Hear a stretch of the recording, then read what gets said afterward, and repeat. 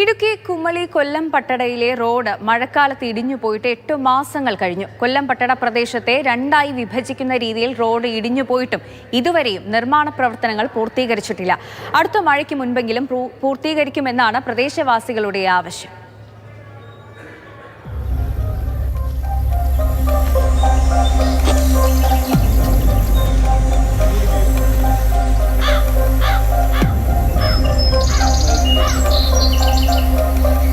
കുമളി പഞ്ചായത്തിലെ കൊല്ലംപട്ടട എന്ന സ്ഥലത്തെ ഒരു റോഡിൻ്റെ അവസ്ഥയാണ് നിങ്ങൾ ഈ കാണാൻ പോകുന്നത്. കഴിഞ്ഞ 8 മാസമായിട്ട് ഈ റോഡ് കിടക്കുന്നത് ഇങ്ങനെയാണ്. 8 മാസങ്ങൾക്ക് മുമ്പുള്ള ഒരു മഴ സമയത്താണ് ഈ റോഡ് പൂർണ്ണമായിട്ടും തകർന്നു പോയത്. ഏകദേശം 5000-ഓളം ആളുകൾ പാർക്കുന്ന ഒരു സ്ഥലമാണ് കൊല്ലംപട്ടട എന്ന് പറയുന്നത്. ഇവിടെ ഒരു ചെറിയ പണി നടത്തി നോക്കി പഞ്ചായത്ത്, ബോർഡർ പോലെ ഉണ്ടാക്കിയതാണ് റോഡിന്. പക്ഷേ അതങ്ങനെ പകുതിക്കിട്ടിട്ട് പോയി എന്നുള്ളതാണ് നിലവിലെ അവസ്ഥ.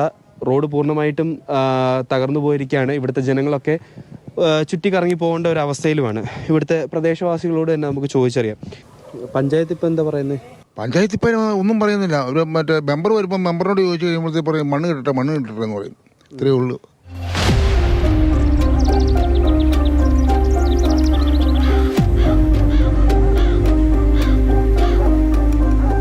അടിയന്തരമായി ഇതിന് 9 ലക്ഷം രൂപ ഫണ്ട് വെച്ചുകൊണ്ട് TS-ഉം DS-ഉം ഒക്കെ ആയതിൻ്റെ ഭാഗമായി അടിയന്തര വർക്ക് ഓർഡറായി അടിയന്തരമായി ഇതിൻ്റെ പണി ഒരു 2 മാസം കൊണ്ട് ഇതിൻ്റെ പണി പൂർത്തീകരിക്കാൻ കഴിയുമെന്നാണ് വിശ്വസിക്കുന്നത്.